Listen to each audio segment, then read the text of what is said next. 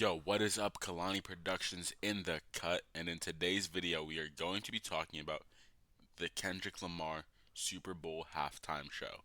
And the main thing I want to talk about is how significant this halftime show is for the West Coast and hip hop as a genre and as a culture. Let's get into it. So, we all know Kendrick Lamar performed at the Super Bowl halftime show on Sunday. This halftime show wasn't just a performance for the Super Bowl, this was hip hop history. This was the first time a solo hip hop artist headlined at the Super Bowl. But it was also a message to the world and to hip hop that we have to break down the cultural barriers we have set. Now, this doesn't start with Sunday's halftime performance. This starts on September 8th, 2024, when it was first announced that Kendrick would be performing at the halftime show. His announcement is filled with little sneak disses, one example being when Kendrick is launching the footballs, he launches six footballs, and funnily enough, Drake calls himself the Sixth God. Definitely not a coincidence. Later in the video, he says one thing. No round twos. Now, at first, you might be thinking he's talking about the Super Bowl championship, right? Wrong. He's actually referring to when Drake tweeted out, "We will win round two." Alright, back to the halftime show. The first thing we see is a game loading bar. We then see the stage for the first time and we see four shapes: a circle, a square, a triangle, and an X, representing a PlayStation controller. Then we see Samuel L. Jackson dressed up as Uncle Sam being a personification of the US government. Uncle Sam then says, It's your uncle, Sam. And this is the great American game. We then hear Kendrick start rapping the snippet played in the GNX trailer. I've heard a couple names for it, but I'm going to call it Bodies. We then see him crouching on his GNX. Now, this might be the first stretch of the video, but look at how he's crouching, and then look back to the 2017 XXL Cypher, and look at how X is crouching. Now, keep that tucked away. We'll come back to that later. As the beat drops, we start seeing people getting out of their cars, some even getting out of the trunk, all of them wearing one of three colors. The colors they're wearing are either red, white, or blue. Now, these outfits in themselves have two meanings. The first and more obvious meaning is the American flag. The second meaning is with Kendrick coming from Compton, the ones dressed in red and blue represent Bloods and Crips. But what do the people dressed in white represent? I personally think that the people dressed in white represent peace between the two gangs. Kendrick then says, The revolution about to be televised. You picked the right time, but the wrong guy. I personally think that this is referring to the past year with the diss tracks and how revolutionary that was in hip hop and rap history, essentially starting a rap civil war. Then we hear some absolutely angelic voices saying, "Someone better squabble up." This is when we see the song transition to Squabble Up. As Squabble Up comes to the end, the dancers in the colored jumpsuits start forming into lines. We see Uncle Sam making his second appearance, saying it's too loud, too reckless, and too ghetto, asking Kendrick if he really knows how to play the game, telling him to tighten up. And by the way, you lost the game. If you know, you know. But what was the game Uncle Sam was talking about? Well, the Great American Game is really the American dream. But how do we play that game? By being ordinary, sticking to the rules, and sticking to societal norms. Not by playing some loud, obnoxious gangster rap. The next song Kendrick plays is Humble. We see that the dancers have formed an American flag with Kendrick in the middle of dividing it, depicting the divide we feel in America today. Whether that be through racial divides or economical divides, there's definitely a societal divide that can be felt in today's world. As K Dot is performing, the dancers are slowly moving down the steps. At the conclusion of Humble, each side splitting down the middle, parting ways once again. Kendrick then performs DNA running across the stage. When he reaches the other side is when Euphoria plays. The last line Kendrick says from Euphoria is, "Have you ever played?" referring to the Great American Game. He then follows this up with, "Have you ever walked your enemy down with a poker face?" Wait, talking about gunning your enemy down with a straight face isn't how you play the game. The music stops. Kendrick walks away to a light pole where a group of homies are just chilling. Kendrick appears again rapping the lyrics to Man at the Garden, but still no music. Come on, guys, we already know this. Everything with Kendrick is intentional. If you watched the interview with Timothy Chalamet, then you would have known that Man at the Garden is the one record off of GNX that Kendrick wants the fans to really hear and push the narrative of this record out. But what is the narrative of Man at the Garden? Well, it's the fact that he's the best of all time and Kendrick deserves it all. I deserve it all. Here comes Uncle Sam again. What does he want this time? This time he's telling the scorekeeper to deduct one life, but why? What did Kendrick do this time? Well, Uncle Sam calls Kendrick and his homies chilling on the light pole a cultural cheat code. And right here I had to do some research because I didn't really understand what it meant, but I found a video by a content creator named Tisa Tells, and she summed it up pretty well. And to summarize what she's saying is, black culture is highly watched, and what Uncle Sam meant by deduct one life was to kill a black cultural figure like Malcolm X or MLK. I also found another good theory that deduct one life was referring to Kendrick losing friends to gang violence at a young age, and that America doesn't want to see minority communities succeed, only showing the good, allowing violence to continue happening within those communities.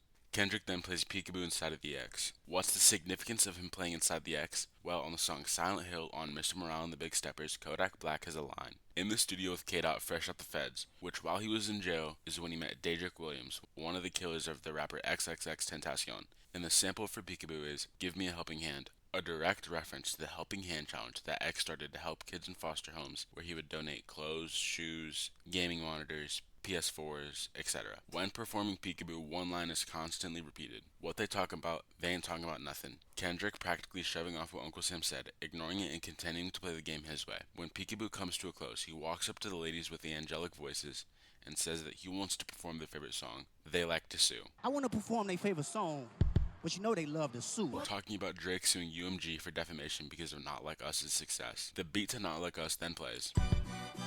He then continues to say that he'd think about it, and then he says that he would slow it down, playing Luther. As Luther plays, we finally see SZA, which holy shit, she killed it during her performance. They would then play All the Stars, and I've got to say it again, SZA absolutely killed it. And then we see Uncle Sam again praising them, and then we see Uncle Sam again.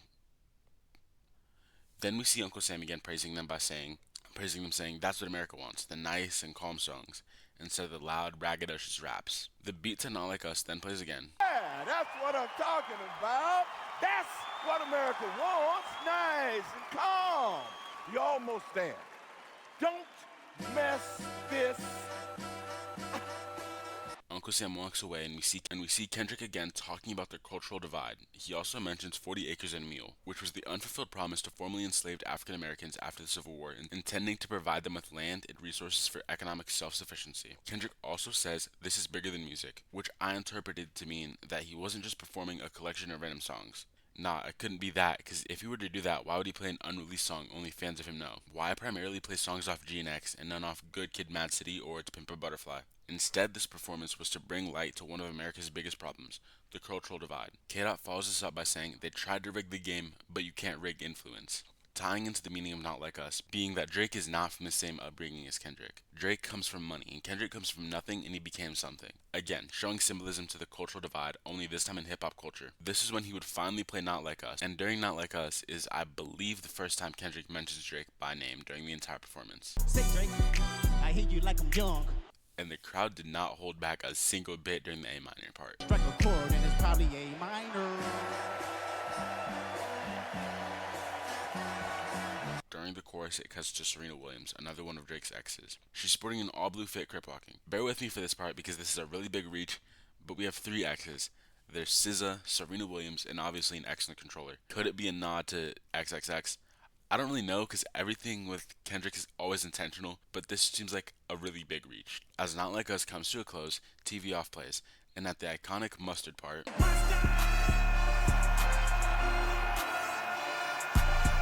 is where we see Mustard making his appearance. I think right now is the perfect time to talk about their outfit. First, let's look at Kendrick's. Honestly, he's coming out looking hella drippy.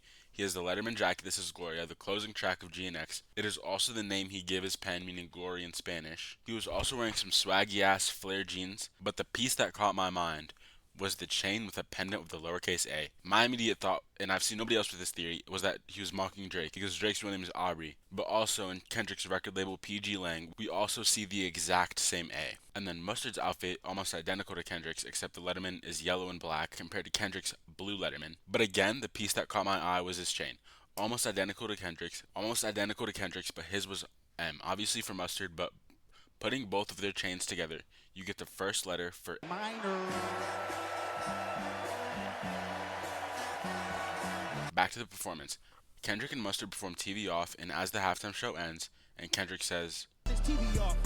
Turn this TV off. Turn this. indicating the Great American Game is over. And you lost the game again, by the way. Now, honestly, this performance is definitely going down as one of the... Now, honestly, whether you enjoyed the performance or not, it is definitely going down as one of the greatest halftime shows in hip-hop history. Because Kendrick, being the first solo hip-hop artist to ever headline in the Super Bowl, opens up worlds of opportunities for the rap game. Like, who knows? Maybe in 2035 we'll have Ken Carson doing the halftime show. But seriously, this halftime show felt like not only the revival of hip hop, the revival and the reunion of the West Coast. I mean, we've seen it during the beef last summer and throughout GNX. Kendrick is trying to put the West Coast back in the forefront of the rap game. And during the pop-out show, Kendrick was trying to bring together the thing that means the most to him, his city. That's why we saw him bring out the Bloods and Crips at the pop-out show, all coming together for this one moment. We also see him replicate that on Sunday with the dancers in the red, white, and blue. Alright, y'all, that's all I have. I hope you guys enjoyed. If you did, leave a like and subscribe. Let me know in the comments what your thoughts were on the halftime show. I'm sorry, this is a very, very late upload. But I shattered my phone screen, actually, in the making of this. So, that kind of put things off for a bit. Anyways, cue the Chief Keef. Peace out.